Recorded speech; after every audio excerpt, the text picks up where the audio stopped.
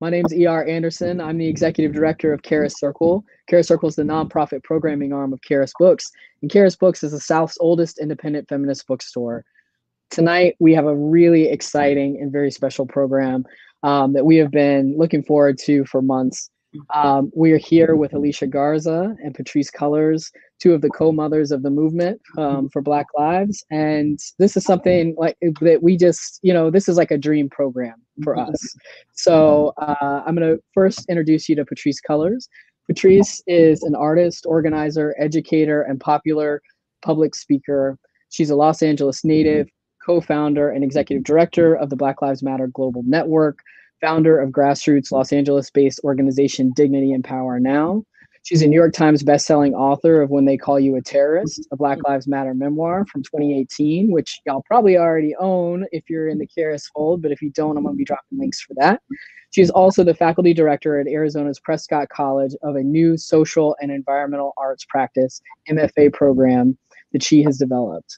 Cullors is a former staff writer at Freeform's Good Trouble series, as well as an actress on the show. For the last 20 years, Cullors has been on the front lines of criminal justice reform and led Reform LA Jail's Yes on Our campaign, a ballot initiative that passed by a 73% landslide in March of 2020. So welcome, Patrisse. Thank you so much. And we're here today for this beautiful conversation to celebrate the work of Alicia Garza. So Alicia is an organizer, political strategist, and cheeseburger enthusiast. She is the principal at the Black Futures Lab and the Black to the Future Action Fund, co-creator of hashtag Black Lives Matter and the Black Lives Matter Global Network, strategy and partnerships director at the National Domestic Workers Alliance, and host of the Lady Don't Take No podcast. So welcome to you both. Welcome to everyone who's watching at home. I want to invite y'all, if you want to say where you're watching from in the chat, we love to see where you're at. You can also ask a question at any time. It is not disruptive by just clicking this ask a question button, just put it in there. If you see a question that's similar to one that has already been, that you would like to ask, just please upvote the existing question because we don't want to be redundant. You can go ahead and click by the purpose of power at any time. Otherwise, we're going to remind you at the end. So we're so honored to be here with y'all. Welcome, everyone, wherever you're watching from. Enjoy this Sunday afternoon sermon. We're pleased. Well, thank you so much. And I am so excited, honored, giddy to be here today with you, as we celebrate this gorgeous, gorgeous book and accomplishment. Not just, an offering for this moment, but also an offering for so many moments that are going to come post 2020. And so I just want to give you, if we were in person, I'd give you a big hug and a bow of gratitude for this powerful book. I read it in a day and a half. I texted you. I was like, girl, page 250. I have not been able to read during this pandemic, during the quarantine. So this was such a gift to start it off and start reading it, knowing that I was going to be sitting with you, but just wanting to read your work and feeling so connected to you and learning things about you that I didn't know after 15 years of knowing you. So I'm going to just start us off. I prepared questions. But I want to start us off with a very simple question, which is, tell us why this book and why this book during this time.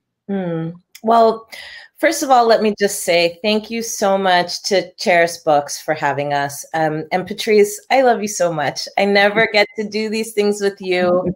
And I've been looking forward to this for a week and a half now. So much love to you. And thank you for agreeing to do this. Of course. So let's have an intimate conversation because I have my answer for why did you write the book, but we don't get to do this very often. So right. I will just say, we have had the unique perspective of being in the center of a global storm and building infrastructure while everything was going absolutely bananas. Okay. And at the same time, we were being used as a political football in a very important election cycle. And coming out of 2016, after I like uncurled myself from a ball because what? Right? Like, what? Yes. Two things came to me. One, I really felt like I needed some time to reflect on what had just happened, what we were dealing with, what we were learning, what things needed to be unlearned, what stuff is still kind of in process and processing. And I thought this book was going to be really different than how it turned out. I actually thought that, you know, this book was going to be like a BLM extension of the myths and facts that we have to do everywhere we go around BLM. And then I realized that's not actually the book I want to write. I felt very strongly that BLM's story is still being written. And so this isn't a BLM book, but it is an opportunity to kind of get under the hood and hear more about what it is that we do as a movement. And not just as BLM. I mean, you and I have known each other, and a lot of people don't know this, that you and I have known each other for a long ass time. Right. That's right. I'm so grateful that I met you on that dance floor that night. Girl. And also before it all. Yes, girl. And so I offer this because both you and I have been organizing way longer than BLM has been in existence. Mm-hmm. And one of the things that I keep seeing from being all over the world is that people have the same questions. How do I start? How do I deal with what happens in movements, which can be messy? Yes. How do I make change? How do I turn a hashtag into a movement? Like all of these things.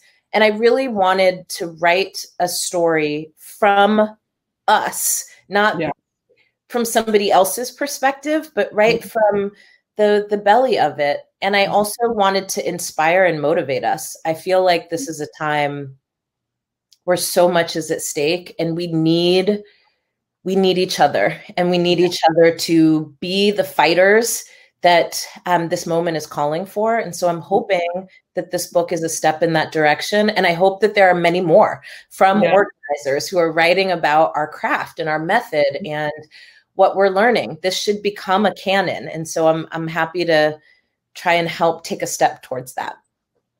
I love that so much. And I feel it. I feel the deep reflection in this book, both your own personal reflection, but also a deep political reflection of where we come from and what you've experienced and what the potential is for where we're headed, which leads me to my second question.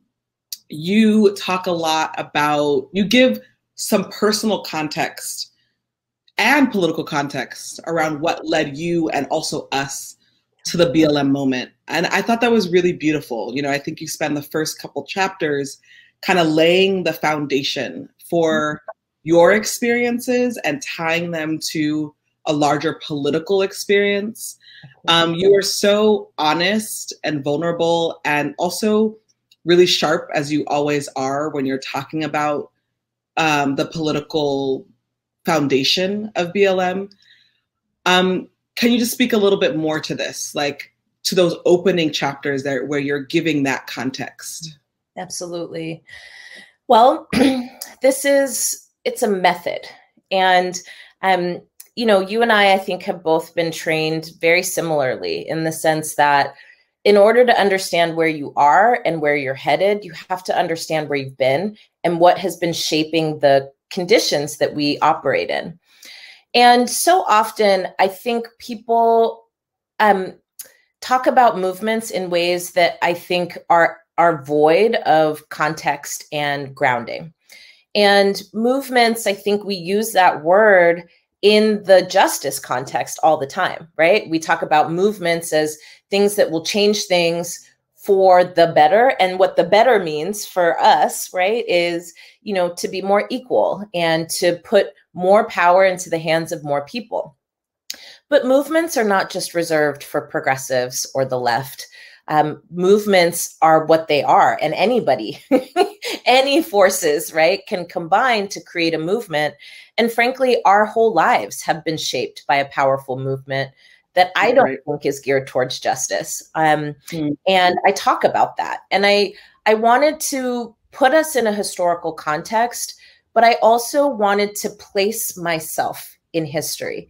I didn't want us to be separate from the things that shape us. And I hope that that method is something that other people use to better understand what their commitment is to this movement, how they've been impacted. I hear all the time, like, I love your movement. Good luck with that. And I'm like, no, that's not how this works. That's not how this works. This is not to be admired from afar. Everybody in our generation has been impacted by the conservative movement. I tell stories in the book about being raised in the context of the Reagan administration, being raised in the context of the war on drugs, being at the center of, pop culture wars, which got played out on MTV, and how I got politicized in a lot of ways and learned about the world through MTV News. I learned about the fall of the Berlin Wall through watching Jesus Jones's video right here, right now. I don't know whatever happened to him, but shout out. I learned about feminism and racism and anti-apartheid struggles all through MTV News, which at that time was actually really progressive. And it was fighting back against, it was fighting back against this movement that had taken power in this country, that was, the moral majority. And it was trying to insert religious values, right, into the functioning of the government and the functioning of the media. I talk in the book about how I first got involved in my first campaign ever. And the reason, honestly, that I was even spurred to do that was because of my own life experiences, not because it seemed like it was something cool to do, but because there was a whole conversation happening about teen pregnancy. And it was being framed as this like epidemic, right? I mean, teens everywhere were getting pregnant. And what were we going to do about it? And so there was this fight in my school district around abstinence only education versus comprehensive sex health education. We fought around whether or not school nurses' offices could carry contraception. And the conversation was happening around us, but it wasn't happening with us. That's right. The fact of the matter is my peers were having sex and they were getting their info from older siblings or from television. And that was making people unsafe. I talk about all those things in the book because I really want people to understand their own shaping, their own lives, what motivates you to be a part of a movement and to make change. And how does that specifically impact your life? Not doing it altruistically for someone else, but why is this movement right for you? And then I also wanted to contextualize Black activism and organizing, because I think there's so much that's misunderstood about this moment because people have distorted ideas of the traditions that we come out of as well. I love that. And just a reminder to folks who are here, hey, everybody, welcome. We are here talking about Alicia Garza's new book, The Purpose of Power, and we want you to ask questions. So feel free to start popping questions in the Ask a Question section or in the chat. In the book, you break down burnout. You went on a retreat to really deal with the heartbreak you were experiencing from your political work. And I was really moved that you shared that because it's such, first of all, burnout is a universal experience, but there's a very particular experience that folks who are on the front lines feel, and we don't have the fullest conversations. It's not a popular conversation about what we are dealing with and how we are dealing with it. And in the book, you talk about going on a 6-week retreat, not sure you're wanting to be there, not knowing the people, taking a bunch of books with you, ready to kind of launch into book reading since you're not going to be on the front lines. But instead, you were able to reveal and uncover much more. And can you talk about that retreat experience? What led you to making that choice? Were you scared? Were you excited? Were you relieved? And then I have a second part to that question, but I just want you to start there. Yeah. Well, first of all, shout out to the folks at WindCall that do residencies for activists who are needing a break, needing respite. And I had just wrapped up what at the time was one of the biggest campaigns I had ever fought against a multi-million-dollar developer who spent $1 million in this campaign to defeat us. We spent $10,000. Imagine fighting for a ballot measure to make housing affordable to Black people in a community that wasn't even on tourist maps, and like literally like resurrecting something from nothing and being crushed literally just because they had more dollars, not because they had more or better organizing. I remember getting mailers to our office from the opposition, and there would be little Black children jumping up and down on beds in their brand new house that actually no Black family in that community was ever going to be able to afford. Right. So you can imagine when we lost that campaign, I mean, I felt like I had the wind knocked out of me. It was the hardest I'd ever worked. We put everything into it. Things got ugly. I mean, all the things that happen in campaigns, you know how this goes. And I needed a break, and it wasn't gonna just come naturally. I mean, I spent 2 weeks after that campaign curled up in a ball on my couch reading the never helpful comments at the bottom of newspaper articles where decency goes to die. You know? Yes, never read the comments, never. It was awful. And I remember my partner at the time was like, you need to take a break, and like a real break, not a like, oh, I took 3 days off and now I'm going back to work. You need this. So I had applied to this program called WindCall. I got in, they placed me there with 2 other people who I'd never met before, didn't know who they were. And we were going to share a house for 3 weeks. This particular house was like in the Pacific Northwest. And I remember doing it, right? We had homework we had to do beforehand. And I packed 1 million books, girl. You know how I am. I was like, great. I'm not going to talk to anybody. I'm going to be laying on the porch overlooking the bay, and I'm going to be reading. I don't think I maybe finished 1 book, maybe 2, but I actually spent more time doing nothing. I remember like the first couple of days just sleeping so deeply and waking up and being like, where am I? And having to get used to not having a schedule, not having to eat anywhere. I learned new practices. Like I started running for the first time. It's a practice I still really use and value. But I was not a runner child. I did my first hike, and we were hiking like dozens of miles a day. I learned how to follow trail maps. I ate the biggest cheeseburger I'd ever seen in my life at this place that we discovered that was incredible. I still think about that cheeseburger to this day. And I got to know 2 people who were also going through their own questions and all the things. And what that moment did for me was it clarified for me why I do this work. And it wasn't much like BLM, right? It wasn't some deep process I went through. It was allowing myself to grieve, to heal, to rest, and like really rest. And also to ask myself questions that sometimes in the course of the work, we feel like we don't have time for. I had to ask myself, did I still want to be in this organization? What was going to be my trajectory? What did I want my future to be? And it was actually there that I named that what I really wanted to do was organize Black folks. Like that was where my heart and soul was. I'd learned so much from that campaign. And I also knew I could have been, you know, a local organizer for my whole life, but I also wanted to better understand what does power building look like across the nation. And that's what I leaned into. And I can tell you just a couple of months later is when BLM was born.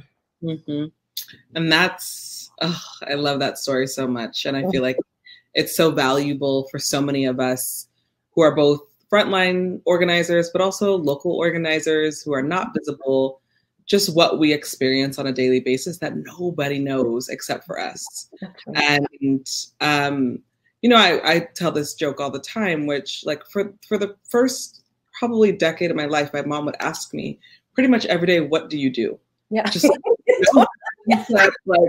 I don't really understand what you do. You go out and you tell people to join this organization, and like just there's just no understanding of what we do. And obviously, in some ways, you know, our movement that we helped usher in has given more popularization to an activist or an organizer. But I feel like this book really deep dives into what we do and what it looks like and feels like and the impact on us and the world. And so that is a second part of this question, because you say that you got back from the retreat in April of 2013, and then a few months later, BLM was launched. That's right. Tell us about, I mean, and this may be the first time I'm asking another co-founder to tell us about how BLM was launched, but I just feel like, I'm like, I get now why all the journalists ask us this 50 million times, but I think it's important, especially because I didn't know that piece around you going to Win Call and then April coming back and then BLM is born. So can you give us from that, like ending Win Call through April through July and what that experience was like for you? Oh my goodness. Okay. So, after that sabbatical, I decided that I was going to leave my organization that I had been running for a couple of years and had been a part of for a decade. Yes. I took a job at the National Domestic Workers Alliance. You know, I think, what was my title? Special Projects Director. But they asked me to come on and to design a Black organizing program, which of course I was like, yeah. And then I remember when Trayvon Martin's killer was acquitted. You were the first person I called. I was at a bar in Oakland with Mervyn, and we were doing all the analysis about what we thought was going to happen. That's right. And we'd been there for hours. And at a certain point, everything went quiet. And so we knew the decision was being announced. And they announced that George Zimmerman was acquitted. And I remember going outside and just trying to catch my breath. Everybody was stunned, and nobody had anything to say. So I called you, and you were in a hotel room, I think, like Salinas or something. Yes. See, you know, I don't forget in. Right. And you and I talked for a minute about how much this country hates us. Yeah.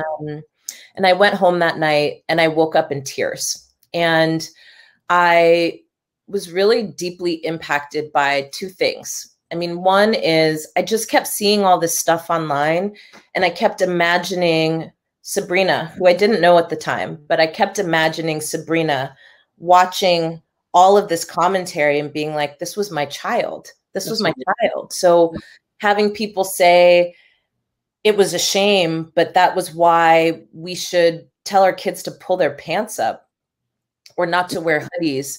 Or the other piece was like the woke crowd, which actually probably hit me worse, which was like people being so I told you so kind of about it in a way that was like, why would you ever think this system would provide justice? And it's like, none of those things are the point. The point is this shouldn't have happened.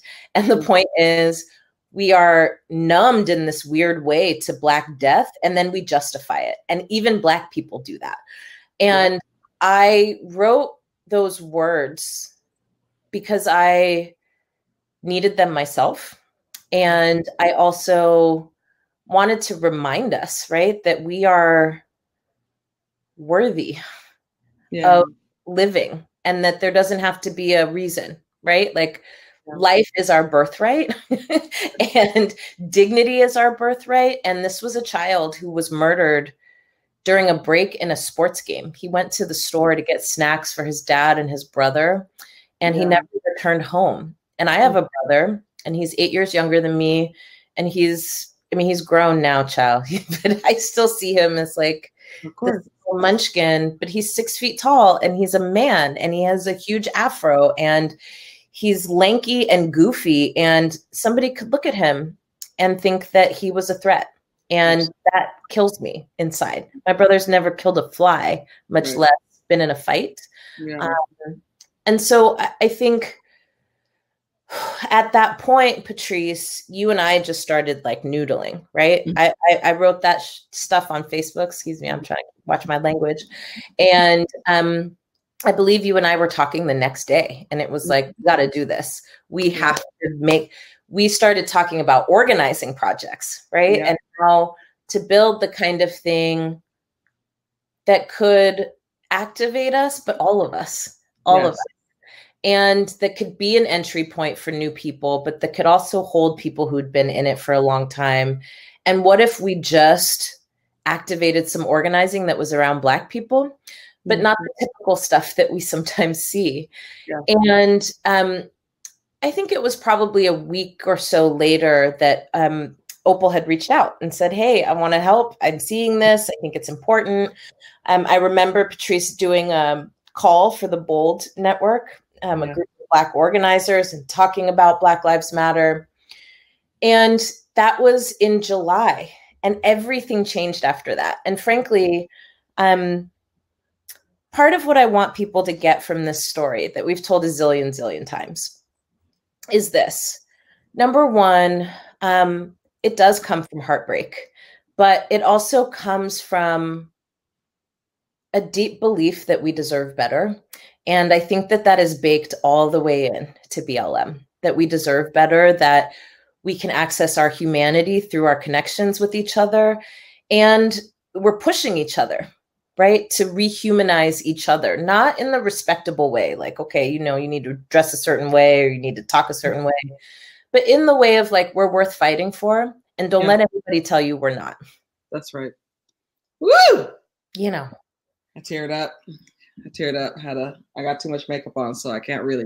I'm like, is it blue? Is it? That was a tear, girl. That was a whole tear. It's nice to hear you talk about it. I feel like it's an obnoxious question that we receive all the time, and because I have to talk about it all the time, I kind of roll my eyes. But I'm like, I know it's important. But to hear you share the story that you had, you know, the story that brought you to BLM, it's very moving, and it's nice to be able to be on the other end asking you. Thank you. All right, I'm gonna do a pivot. And I really appreciated where you went in the book around the P word. Capital P word, which is patriarchy. And you break it down, and you give us, you know, the context from your own childhood. You talked about your stepfather yelling for you to make him coffee, and how in your 8-year-old, I think you were 8-year-old mind, you'd be like, I don't want to get you coffee, but you do it anyway. But that feeling of like, why me? And then you move us through what it means what it has meant to be a Black woman building one of the largest movements and being erased from it very often. And there being Black men, not only who are then sort of put in the position of like, this is the true leader, but those Black men not both denying us our leadership, right? Ignoring our leadership, erasing it, but also not correcting the record. I want to talk about why you felt patriarchy was so important to name in the book, but also you were bold. And once I got to the parts where you started naming names, I was like, oh, she's naming names, which I didn't do in my book, but it felt very good. And it's very on brand for you to just be like, I'm just going to say it how it is, y'all. Like, we already know the name, so why would I not say it? That's right. I was very appreciative that you put D-Ray in particular into context it's not actually about D-Ray personally, and you said that, and you named it so clearly. It's actually about the P word, patriarchy. So tell us more about that, the experience of writing that, and was that always going to be something you wrote about? And did you see it evolve in the writing process? Oh, girl, I'm so glad you asked this. I wish you could moderate every book conversation. I was ready. I was like, let me get these questions ready. Number one, because you read the book. Thank you for doing that. And second of all, these are the right questions. So sorry, I'm texting my partner to bring me the power cord so we don't die in the middle of it. I'm not paying attention. I'm like, I'm not going to bring me my cord. Okay. Here's the thing. I want to start off by saying I want people to know this is not a tell-all. If this was a tell-all book, child, we would have volumes and volumes and volumes, like Encyclopedia Britannica. But a lot of things that I think we have seen, witnessed, and experienced are ours, and they're not for everybody's consumption. Yes. This one I wanted to offer for a couple of reasons. One, I think we got to stop doing the same old stuff.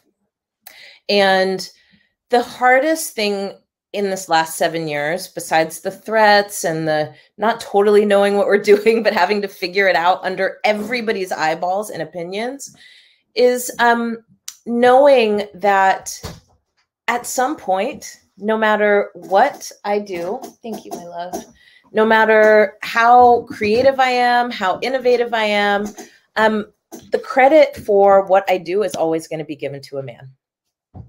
And that is something that we all have to deal with.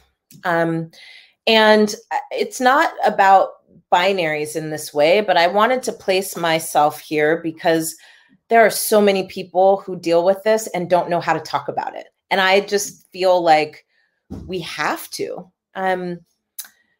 It has broken my heart to know that especially our sisters have done a thing where it's been like, there needs to be one leader. Where are the leaders? And who is the leader? And we were there. We were there. We were like, hey, I'm one. You were like, I'm another. Other people be like, I'm one, and folk would still be looking around and not listening.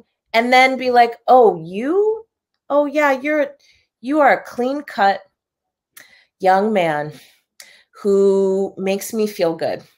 You might be a leader. And without any credentials or receipts, and then to have said it, because this isn't the first time we've talked about this. Yeah. But then to have said it and then to be told, you have to make room, or don't hog the spotlight. Yeah. Right? Anybody who knows me knows I am like the most private person. I don't actually like doing this stuff. Yeah. But to be told that is really baffling. And I needed to talk about that because I'm not the only one. And that's just one manifestation. Movements are messy because they are comprised of people, and people are works in progress. That's right. And this has been an enduring process, not just in our movement, but in all movements that came before us, where women were the strategists, the visionaries, the doers, and they were relegated to supporting cast roles, right? As opposed to being the lead actress. You know what I'm saying?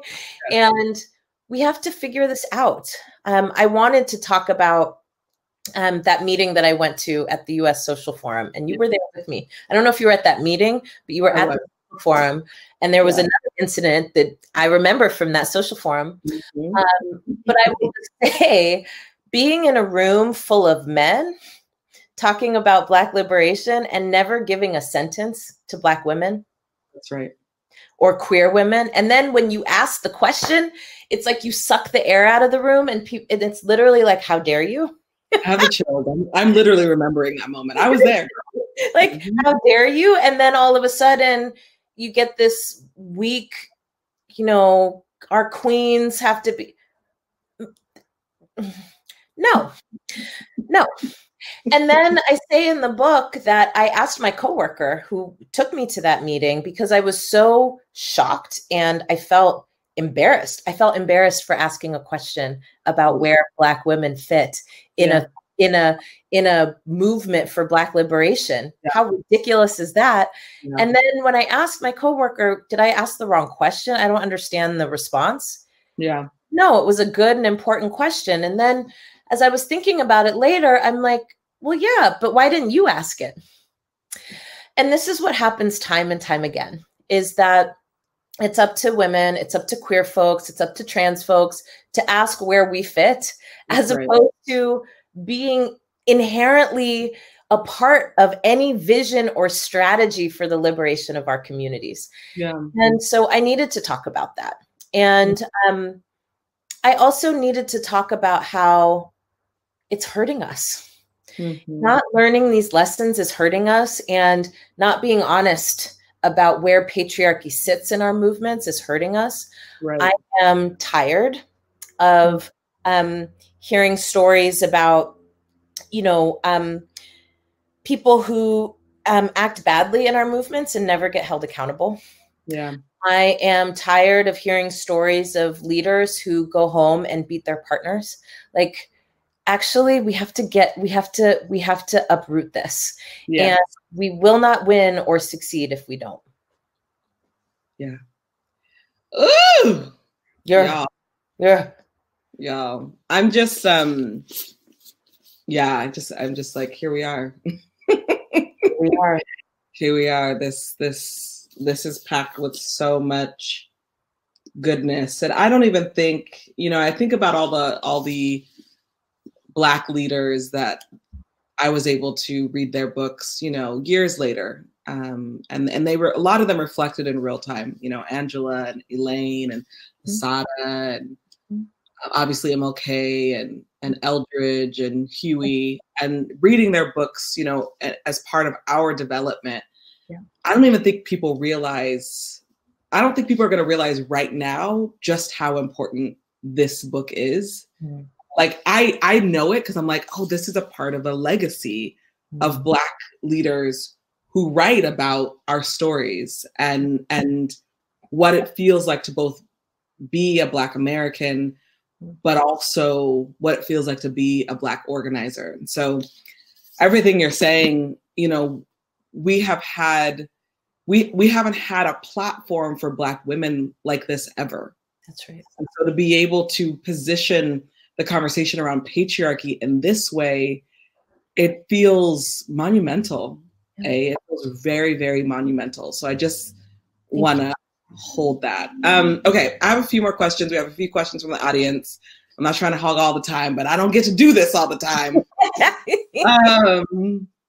So the last few pages of the book, girl, I just finished yesterday and just took some time to sob because of all the things that, we've been going through that, that we know about. But you talk about, you kind of talk about self-care, trauma. Obviously, in this writing process, you've lost your mother. And you named so many things in the last, from 286 to 289. Yes, come on, Professor Cullors. Yeah.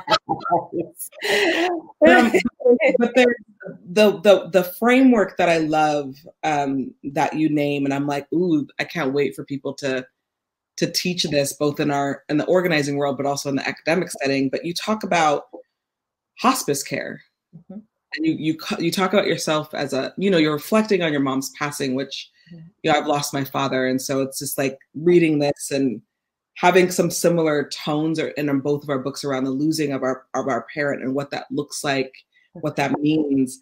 But you talk about yourself as a hospice care worker and seeing yourself as being this worker that's allowing for this place to die. But then you say, but the prenatal work is what a lot of this book and a lot of my life are about, the work of dreaming and acting to create the world we deserve. And I love, love, love that you're using these terms, because they're terms that so many of us know about or will eventually know about. How many of us have experienced either needing to put our loved one in hospice care or not being able to afford it, as you named, or the prenatal process of giving birth or gestating a human being. So tell me more, like, when did you come up with that? Was that during your mom and the actual hospice process? Was it before? How did you formulate that framework? It was after. Actually, that was the last piece of the book that was written, and it was written this year, during the beginning of the pandemic. And right. So 3 years of this book. And then, the publisher was like, so we need to have an epilogue to like place it in current context. And I was like, I'm actually done writing now. Okay, girl, I bet you were like, come on now.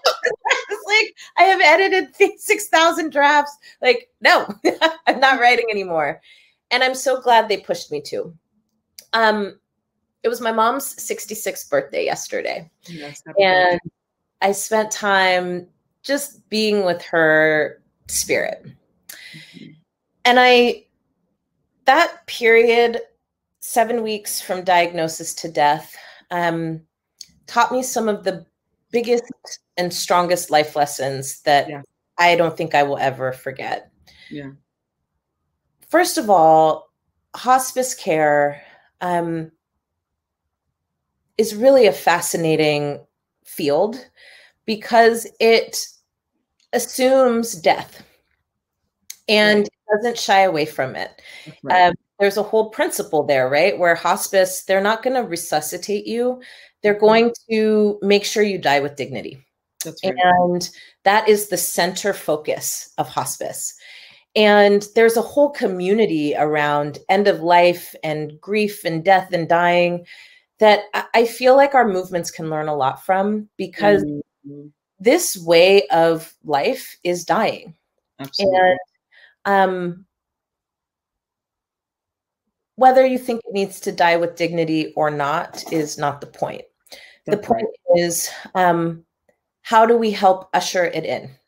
Yeah. And the thing about hospice is that there is a point where they talk to you about your loved one and they tell you that the end is near, and they tell you about what your loved one is going through, right? Like they likened it to my mom, like being on a boat and going farther and farther away from shore. And I was like, yeah, okay. Reflecting on that part of the book, I thought, that's where we are in this country. We're farther and farther away from the shore. And that's okay. Because a lot of the ways that we're organized right now don't serve us. That's right. So we need to figure out how we help usher in its end. And at the same time, so many of us just focus on that. And what I think is imperative for us to be thinking about right now is, what are we birthing? And how are we caring for that? And how do we place care at the center of that? I mean, how do we clearly invest in building the things that we deserve, just as much as we invest in like tearing apart the things that are hurting us? Yeah. And asking us to use this framework because I think sometimes people think it's like militant to be mean. Do you know what I mean? Yeah. Like, no, these are very serious processes that all of us are going to lose from too. Yeah. Even though so much of the way we're organized doesn't serve us, it's what we depend on to survive. So an ushering out of a thing means that we will have loss too. And I want us to just take that seriously. I want us to take seriously what it means to build a new democracy and know that we deserve it. And also know that it means we have to govern for everyone, not just people we like and agree with. Like, what does a thing look like where people have disagreements and everybody's not on the same page? But how does it allow for dignity for everyone? Those are our questions for our generation. And I'm asking us to consider it also because we are at a really important crossroads in this country. Yeah. And if we don't fill that gap of what comes next, somebody else will. That's what happened to us, Patrisse, in our upbringing. That conservative movement filled the gap that was a result of government programs that attacked our movements, but also the process of our movements getting absorbed into the state. That's right. And being mistaken that our fight was just to be at the table, right? That's right. There's another gap happening right now, and we have another opportunity to step into it and say, this is the direction that we're going to head in. And we have to take that so seriously. So, what I know about my mom passing is that in reflecting on her yesterday and every day, I just remember how my mom was someone who believed that we were all each other's responsibility. And my mom was not like super political. She also didn't understand what I did. She was like, what is this? What is it that you're doing? Okay, you're paying your own bills. I'm not worried about it. Right? Yes. Right. But I keep thinking about, how do we become each other's responsibility? Yeah. And that is what I want us to consider and see as our mandate in the future and moving forward from this point. Ooh, so good. So good. So beautiful. We're winding down here, and I have 4 questions from the audience. Not sure if we'll get to all of them, but I will start with the first one, just to be fair, which is, oh wait, that wasn't the first one. Okay, I like this one a lot. Ariana asked, how do you maintain that level of being replenished without doing a retreat every 6 months? Yes, Ariana, thank you. You know, I have had to really, and Patrisse, I know you can relate. I have had to cultivate resilience in motion. Yes. And it is a practice and it is a skill, and I highly recommend pursuing it. So that has been as a result of like years of somatic training, but it's also been about committing to some practices of what it means to take care of myself, and like really. So in this pandemic, I was like, sabbatical, like who's doing that? Right? I was like, no, there's a lot at stake right now. Right. But I too started dealing with anxiety for the first time in my life. Not being able to sleep, being anxious all the time, and like having anxiety attacks. And I had to take more seriously, okay, what does my body need right now to be resilient? And that doesn't mean that you're always okay. What it means is that you know how to meet your body's needs. That's right. So that at some point, right, you can reach equilibrium again. And so for me right now, what that looks like is like being in community. The pandemic has been super hard because we're so much more isolated than we were before. Zoom don't do it for me. Nope. So I've been doing a lot in the backyard and like gardening and making it a place where I can be outside and sometimes have visitors and be in community. And that means a lot to me. Exercising 30 minutes a day, every day. Not for weight loss, not for health, but like literally so I can sleep. Like, moving your body is so important. And I haven't had a sleepless night since I've committed to that practice. Cooking, right? Like cooking is my way of solving puzzles that it's actually okay if you don't figure it out. You get to have a new outcome every time. And you get to perfect a thing. So recently I've been obsessed with the New York Times cooking app and cooking things that I've like never even heard of, learning new techniques. Like it's just giving me life. My most recent, spicy corn and coconut soup with a fried shallot and toasted coconut. Girl, it's amazing. That sounds incredible. And lastly, bite-sized chunks. So a therapy. Once a week. Once a week. And I never miss a session. And what my therapist has been telling me is because I feel overwhelmed, like there's so much to do. So my therapist has been saying things like, what are the 3 things you want to accomplish tomorrow? And just write those down. Yeah. Having that as a practice, because it means something to complete things that can be completed. And it gives you more tolerance for the things that are still kind of wide open. So that's what I've been doing. And you're right, not everybody can take 6 weeks off or 6 months off. But, you know, if you have an opportunity to do it, please do, because we can tell ourselves that not everyone can for a long time, but we can actually lean into our community to help support us with that. And I'm happy to talk through ways that we've done that for other folks and for ourselves. Yeah. Love that. There's a few more questions. I'm going to go to this one. Alicia, this is from Dave. You are so generous with your time and talent. How do you make space for folks who are new to movement work and acknowledging where they are while also maintaining good boundaries and holding people accountable? Good. I'm serious about my boundaries now. Yeah. Good. This is good, Dave. You have to be. People will suck you dry. And I've learned that the hard way.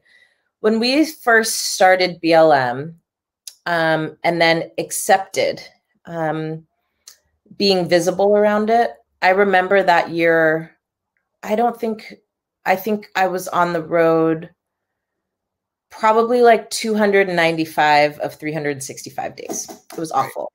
And the part that was awful about it was that it didn't matter if I was sick. It didn't matter if I was tired, if I had brain fog. Like, people just took. Oh, you're tired? Oh, I'm sorry. Here's some coffee. Sorry, you have 8 events in the next 7 days. All of those things are so awful. And people will always say, I'm sorry, and then just do it anyway. So I have decided to be unapologetic about my boundaries. And I also try to figure out what my priorities are at any given moment. So these days, what I'm prioritizing is folk who want to figure out how we reshape this democracy, how we transform it. And that's my lane and that's my role. And there are a lot of things that I get asked to do. And I don't always do them because they don't fit in that lane. And I've had to learn that for preservation purposes. So if you are new in the work and that's the thing that you're trying to figure out, then you're probably going to get time from me. If you're new in the work and that's not the thing you're trying to figure out, that's all good. I'm probably going to point you somewhere else. I have also stopped doing things like letting people pick my brain. That is not a helpful or useful practice, especially with people you're not in relationship with. So I've been trying to protect time around that.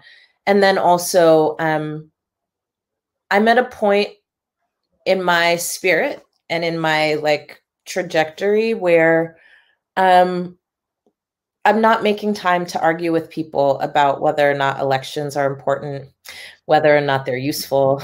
I'm like, that's not where I'm at. And it's okay for people to be there. But in here, I hope what you are seeing is making really deliberate decisions about where you put your time and energy, because it is finite. And boundaries are good, not just for me, but they're good for you too. And I have been told from many people that they appreciate me helping them hold space for their own boundaries, because I'm so boundaried. And I no longer get offended when people are like, oh, she's cold, or, you know, she didn't make the time. I'm like, yeah, no, but I don't belong to you and you don't belong to me. And so the beautiful thing about the lives that we live is that for now we have choice.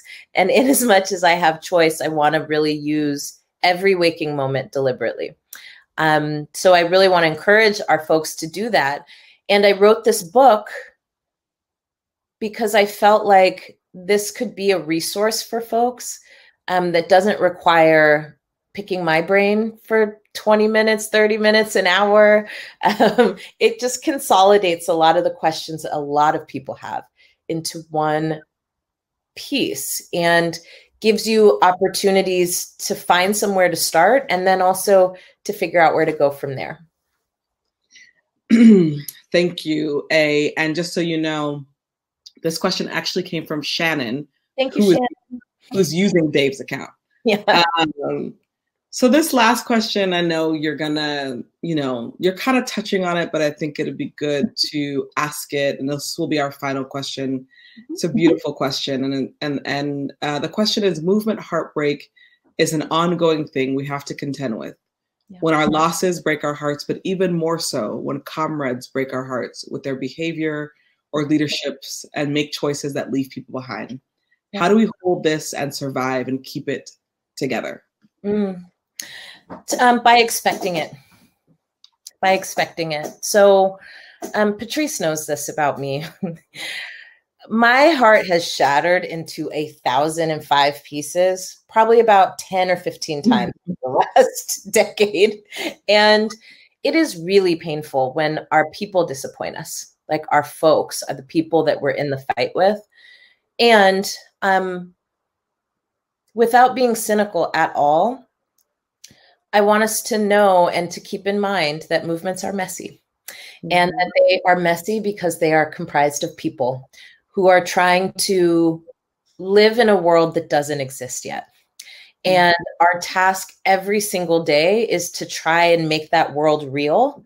And we mess up. We mess up. I mess up. You mess up. We mess up. Some of us are able to own and hold that better than others, but it takes practice. Accountability takes practice, and it takes relationships. And that is one of the hardest but most important lessons I've learned over this decade, is that for accountability to be real, it requires relationships that can hold it. And we use this language of accountability so much, and we throw it around in a way that there's like an expectation that people will rise to the occasion no matter who you are or where you come from. And that's just not true. And we can't do that, actually. In a lot of ways, the reason that we don't do that is because it's human in us to protect ourselves. That's and right. If you took in, right, every bit of things that people want you to be accountable for, whether they are grounded or not, you would be deeply damaged because we live in a world, right, that doesn't value us on a lot of levels. So to me, I think it's important for us to expect the fact that we're going to be disappointed and connect again over and over to the reasons that you're in a thing. Don't be a martyr. You don't have to stay in a shitty thing because you feel like it's what you're doing for the movement. And actually, don't waste your time like that. There are so many places where you can make change that if you're in a place that is not serving you and it's also not serving the movement, leave it. Don't think that it's up to you, right, and on your shoulders to fix it by yourself. And I have been left holding the bag many times where I just fought for a thing, and then I realized I was the only one fighting. Yeah, don't do that. Lastly, purpose is so important. Yes. It really is. It is the compass and the guide for everything. So even though we expect that movements are going to break our hearts, it's purpose that brings it back together again. And I can promise you that it will come back together again. And I just want to read that last paragraph of your book where you say, hope is not the absence of despair. It is the ability to come back to our purpose again and again. My purpose is to build political power for my community so that we could be powerful in every aspect of our lives. My work is to transform grief and despair and rage into the love that we need to push us forward. I am not, and we are not defined by what we lack. We are defined by how we come together when we fall apart. You did that. I did. Yes. You wrote this. I love you so much. Yes. I want to thank you, A, and I want to thank you for the team who's been on this call with us. We stayed, people stayed on the whole hour, and we had some additions too. So I just want to thank the team for listening in. Thank you, Caris Books, for having us. I just wish we can do this all the time, Alicia. It's too. magic. This book is magic, and everybody, please, please, please, if you haven't picked it up, pick it up. You can get it on ebooks as well. And my homie bought 10 and passed it out to his friends. So don't buy one, because that's silly. Buy 10, 20, 30, 40, and pass it out to the team. These are gifts. Came in the holiday season. It's what we need right now, the antidote. That's right. And don't forget to buy Patrisse's book, especially the young adult version that's coming. It's out. It's out. And it's beautiful. And I meant to send you a picture of it in the bookstore, Patrisse. It's gorgeous. I'm so proud of you. Thank you, honey. Thank you. This was beautiful.